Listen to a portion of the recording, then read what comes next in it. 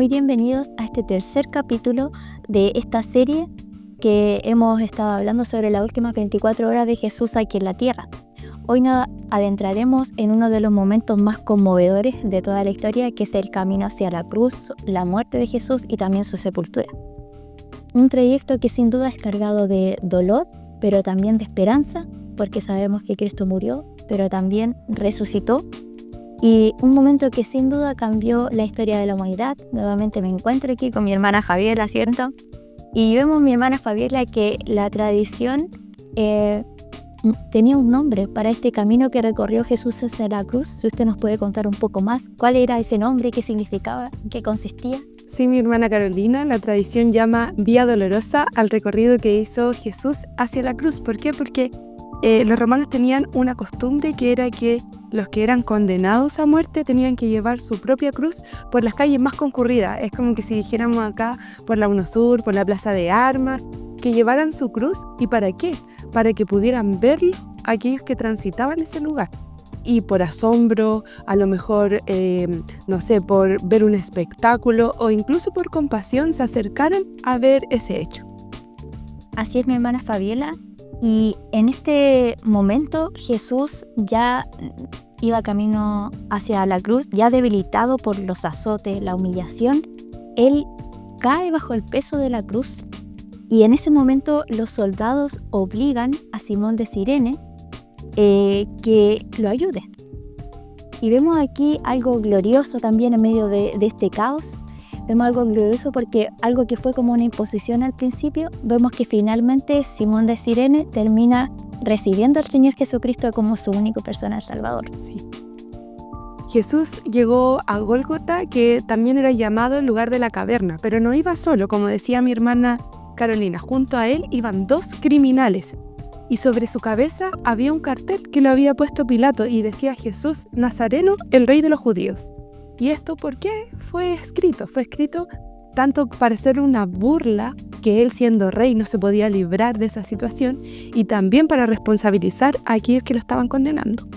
Así es, mi hermana Fabiola, y podemos ver que en ese tiempo, y ahora también, la crucifixión era la forma más cruel de ejecución. Pero más allá del dolor físico, Jesús también cargaba con el pecado de todo el mundo, de todos nosotros, de quienes también íbamos a nacer.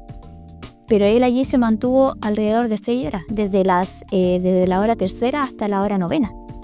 Y durante ese tiempo, él pronunció 7 frases y 7 palabras que vamos a abordar también en este capítulo, que sin duda marcaron y nos enseñan algo muy profundo que también nosotros queremos en este día traspasárselo a ustedes, poder que reflexionemos también en lo que meditó, en lo que pasó en la mente de Jesús y lo que el Señor también nos quería enseñar en esa cruz en ese momento.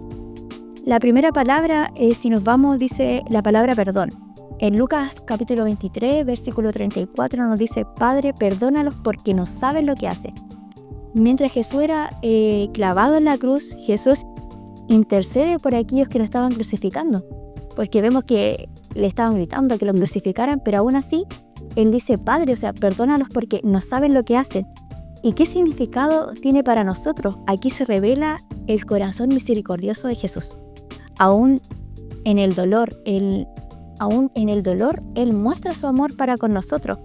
Entonces, este es un cumplimiento de su propia enseñanza de también amar a los enemigos, como nos dice Mateo 5:44. Y anticipa también el poder que Él tiene para ofrecer el pecado, el perdón, mejor dicho, para Él ofrecer el perdón a nosotros también, que no lo merecemos, pero aún así el Señor tiene misericordia de nosotros. Y también un mensaje para nosotros, para amar a aquellos que a lo mejor nos hacen mal, o a lo mejor nos hacen que nos coloquemos un poco incómodos en nuestra vida. Decía un pastor que incluso aquellos que procuran el mal de los hijos de Dios son utilizados para un fin divino, porque así también nuestro carácter se va remodelando, se va corrigiendo y podemos experimentar más de lo que fue el amor de Cristo, viviéndolo nosotros también como hijos suyos, como cristianos. Pero no solamente que tenemos el perdón, sino también la esperanza. Y lo vemos cuando Jesús le dice a uno de los malhechores: de cierto te digo que hoy estarás conmigo en el paraíso. ¿Y por qué fue? Fue porque uno de ellos le reconoció que Cristo era inocente y que él era culpable. pidiéndole, acuérdate de mí cuando esté en el paraíso. Y Jesús no lo dejó indolente, no lo dejó solo, no le dijo, no, tú eres un malhechor, no, sino que le dice, hoy tú estarás conmigo en el paraíso. Entonces le da la esperanza de que van a estar juntos, esperanza que también nos da toda la humanidad. Una vez creyendo en el Señor, nosotros tenemos asegurada una vida eterna con Él. Y también nos confirma que la salvación no es por obra, sino que es por gracia. Porque ¿qué obra podría tener un criminal que había sido llevado a uno de los castigos más grandes, que era la cruz, y que estaba allí porque había hecho lo malo? No como Jesús, que había sido por un juicio injusto, sino que ese criminal estaba ahí porque tenía los suficientes antecedentes para ser llevado a la cruz. No tenía ningún mérito. Tampoco había asistido a alguna ceremonia religiosa. Sin embargo, Cristo le ofrece la salvación. Por eso, la salvación es por gracia. Así mismo, hermana Fabiola, y es un hecho glorioso. Yo creo que para ese ladrón el día más importante en su vida fue en ese momento, a pesar de que estaba siendo también crucificado, pero yo creo que fue el momento más glorioso, saber que no tenía que hacer nada, saber que a pesar de la vida que él había llevado, Jesús tuvo misericordia de él en ese momento. Y si continuamos, nos vamos a una palabra también que es importante, que es previsión. En San Juan capítulo 19, versículo 26 y 27, Jesús dice, mujer, he ahí tu hijo, he ahí tu madre.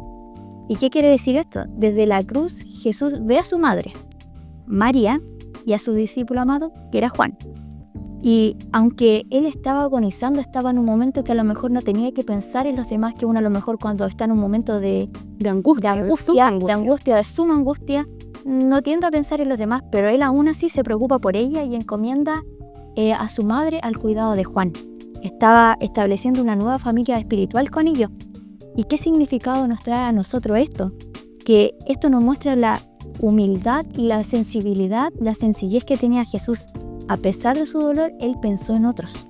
Y también refleja cómo Cristo se forma una nueva comunidad, donde Dios también cuida lo suyo. Y esto también nos trae una enseñanza a nosotros. En medio del dolor, en medio de las dificultades, a veces nosotros tendemos a pensar de manera individual. Y pensamos que solamente nosotros tenemos como el problema más grande.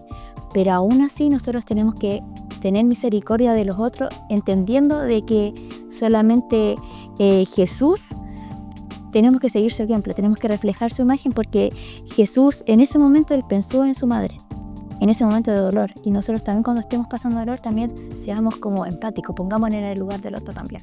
Claro, decía un pastor, ¿por qué vivimos aproblemados? Vivimos aproblemados porque nuestro mundo es tan pequeño que solamente pensamos en nosotros. Y cuando nosotros realmente vemos que existe un mundo más allá de nosotros, vemos que hay necesidades espirituales en la iglesia por lo cual nosotros tenemos que orar, tenemos que clamar. Y no solamente todo se trata de nosotros, no solamente la oración se trata de nosotros. Claro que es importante que nosotros les contemos nuestro problema, nuestra angustia al Señor, pero también es importante que intercedamos por nosotros. Y también nosotros tenemos, aparte de el perdón que ya hemos hablado, aparte de la provisión que hablaba nuestra hermana Carolina, también tenemos la desolación. Y el Señor Jesucristo dijo, Dios mío, ¿por qué me has abandonado? Y lo dice citando el Salmo 22, pero además porque en ese momento se vivió un abandono momentáneo que jamás había ocurrido entre el Padre, Dios y Jesucristo. ¿Y por qué se vivió ese abandono? Por el pecado. El pecado que cargó por todos nosotros. Recordamos que Jesús nunca pecó. Fue el único hombre que cumplió toda la ley y no cometió ningún pecado. Pero por llevar nuestro pecado, sufrió la separación temporal con nuestro Dios. Y eso nos tenía que pasar a nosotros. Nosotros debíamos sufrir esa separación. Pero Cristo en la cruz cargó nuestros pecados, lo llevó Él y ahora nosotros tenemos plena comunión con Dios. Exactamente. Y si también nos vamos, claramente había una angustia espiritual, una angustia emocional, pero también aquí nos podemos ir a la angustia física que también sufrió Cristo, porque aquí podemos ver claramente su humanidad. Cristo dijo en su palabra, y cuando estaba ahí en la cruz, tengo sed. Es una necesidad básica humana, y aquí podemos ver la humanidad real de nuestro Señor Jesucristo. Y también se cumple la palabra del Señor cuando dice en el Salmo 69, 21, dice, en mi sed me dieron a beber vinagre. Fue una parte de su sufrimiento físico. Aquí podemos ver la humanidad. Y aunque Jesús era también completamente humano, eso lo podemos ver en Hebreos 4:15. Su ser refleja el sufrimiento total que Él sufrió, o sea, Él se humanó por nosotros, Él vino a esta tierra, sufrió lo mismo, y eso también nos da una esperanza a nosotros, de que Él también nos entiende. Porque a veces nosotros decimos, estamos pasando por una situación, es que no me entiendo, y realmente cuando nosotros pasamos a estas situaciones tenemos que ir a la palabra del Señor y ver todo lo que sufrió Jesús. Jesús se puso en todas las situaciones habidas y posibles, y Jesús fue tentado en el desierto, Jesús tuvo sed, Jesús sufrió angustia, y aún así Él confiaba en su Padre. Entonces nosotros también nos da una esperanza de que nosotros, cuando pasemos dificultades, cuando pensemos que nadie nos entiende, podemos ir a Jesús, porque Él sí realmente nos entiende, porque Él lo vivió en carne propia, y aún sufrió muchísimo más de lo que nosotros pudiésemos llegar a sufrir en esta tierra. No se va a comparar al sufrimiento que sufrió nuestro Señor Jesucristo. Claro, por eso la palabra dice que no tenemos un sumo sacerdote que no pueda compadecerse de nosotros, sino que uno que fue tentado en todo, según nuestras mismas semejanzas, pero la diferencia es que Él fue sin pecado. Y también tenemos, la verdad, que una de las palabras que a mí más me llega, que dijo Jesús en la cruz, que es la palabra de triunfo, cuando Él dice, consumado es. Es decir, hecho está. Y esto en el griego era, la palabra era tetelestai, que significa pagado completamente o cumplido. Y es una declaración victoriosa, es una declaración de triunfo, porque Jesús completó la redención, la obra de redención que el Padre le había encomendado. Y todo lo que era necesario para nuestra salvación fue logrado en la cruz a través de Jesucristo. Y ahora ya no hay nada que el ser humano pueda hacer. Ya no necesitamos hacer un sacrificio, ya no necesitamos presentar algo, porque el gran sacrificio ya fue hecho a través de Cristo en la cruz. Y esto marca el fin del antiguo pacto y el inicio de una nueva esperanza. Así, mi hermana Fabiola, qué grandioso, qué profundo es todo lo que hemos estado analizando. Realmente muchas veces meditamos en el sacrificio de Cristo, ahora que viene Semana Santa, que también estos días nos trae más a la meditación, pero creo que también son palabras muy significativas que a veces no les tomamos el peso, pero que nos trae una gran...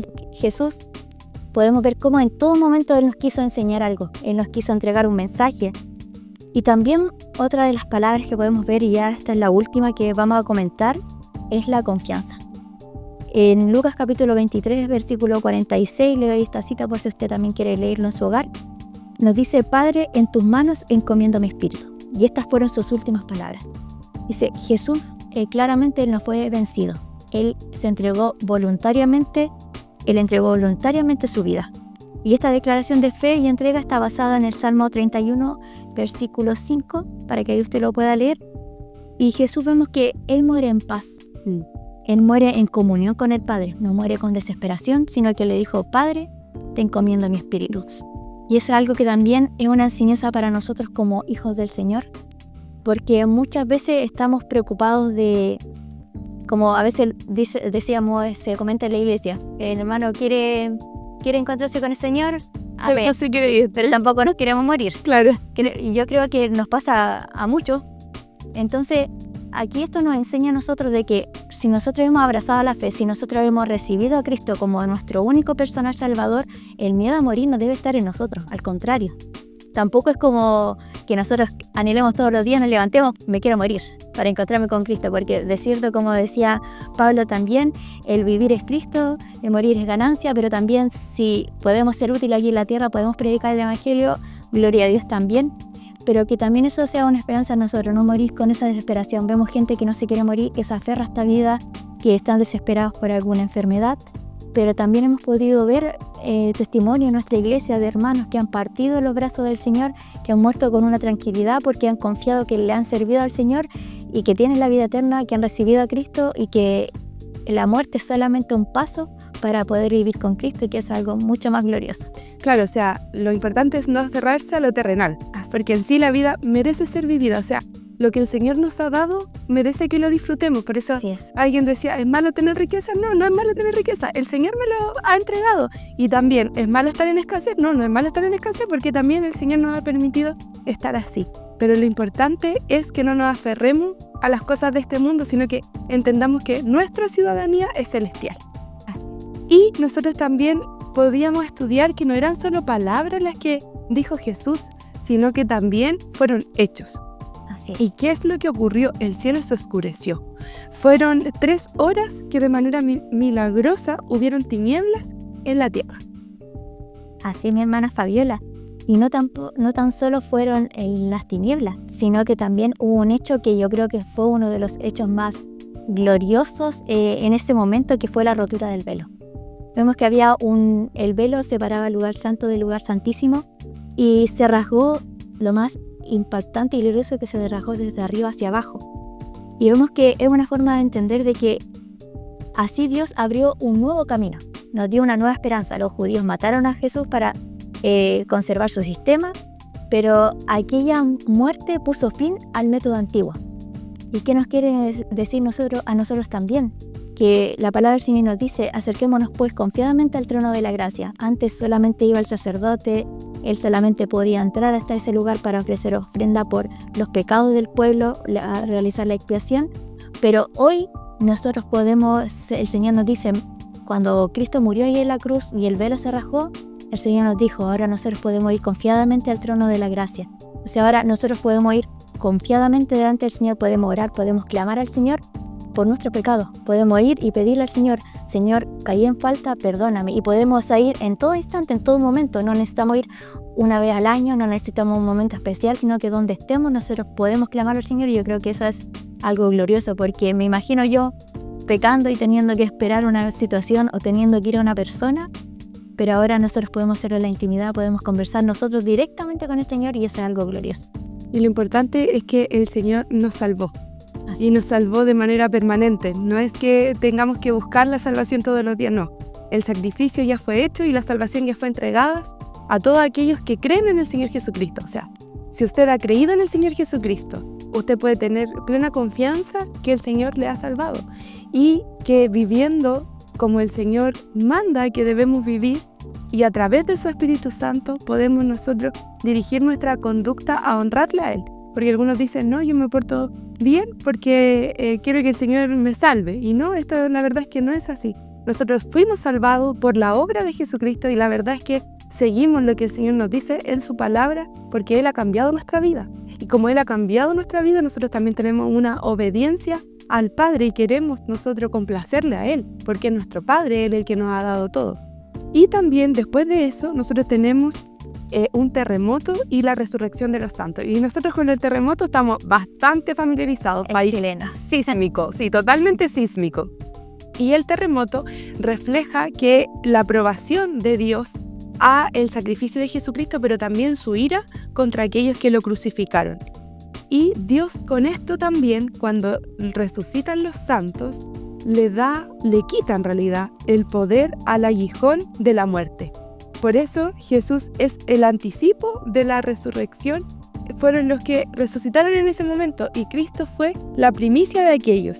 La gente se acercó a ver un espectáculo, a ver un hombre que estaban crucificando, que a lo mejor ellos lo veían hablar, que habían aprendido de él, pero la verdad es que se alejó con asombro, porque pudo ver tinieblas, pudo ver cómo se rajaba el velo, pudo ver la resurrección a lo mejor de los santos, cómo se oscurecía. Entonces se alejó y no vio el espectáculo que ellos pensaban, sino que era una obra divina. Solamente Dios lo podía haber explicado. Así es, hermana Fabiola, y la muerte de Jesús no fue solo un evento humano, fue una intervención divina, viendo que Dios aprobaba al Mesías crucificado, que había sido satisfecho ese sacrificio, había sido pagado el precio, y al mismo tiempo también manifestaba el juicio sobre el pecado, de acuerdo a estos sucesos que ocurrieron. La cruz vemos que no fue un accidente, sino que fue el plan de Dios para salvar a la humanidad.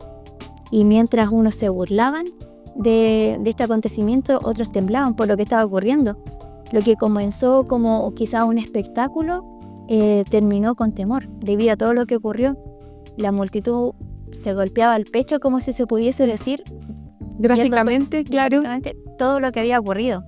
Y vemos que el mismo centurión romano testificó de todo esto y confesó: verdaderamente este hombre era el Hijo de Dios. Sí. Entonces podemos ver que este sacrificio tuvo un alto impacto. Sí, y luego de lo ocurrido en la cruz con el cuerpo sin vida de Jesús, un hombre valiente se presenta, José de Arimatea, miembro del Sanedrín, y también junto a Nicodemo piden el cuerpo de Jesús y lo envuelven. en lino limpio, en una sábana de lino limpio, y lo ungen con especies aromáticas y lo colocan en una tumba nueva, tallada en roca. Así es, y además dice que una gran piedra cierra la entrada. Dice que las mujeres siguieron a Jesús de Galilea observando dónde lo colocaron. Ellas serían las primeras mujeres que llegarían al sepulcro y también las primeras a presenciar el milagro. Así es, y los líderes religiosos estaban preocupados por las profecías de la resurrección, algo bastante curioso, porque ellos mismos eran los que lo habían llevado a la crucifixión, pero se preocupaban por esta profecía de la resurrección. Entonces decían, no vaya a ser que venga alguien a sacarlo. Entonces, ¿qué hacen? Piden guardias para sellar la tumba, y Pilato accede a esta solicitud. Entonces la entrada queda totalmente asegurada, pero eso era solamente lo que ellos creían que estaba asegurado. Así es, porque nosotros y ustedes también ya conocemos el final de esta historia. Pero como decía, ya todo estaba escrito, la historia no termina en la tumba, lo que parecía el final era solo el comienzo de la historia, ¿cierto? Bueno, en el próximo capítulo nosotros hablaremos sobre la resurrección. Y aquí quisiera también citar, cito textual, dice, porque la tumba no pudo retener al autor de la vida.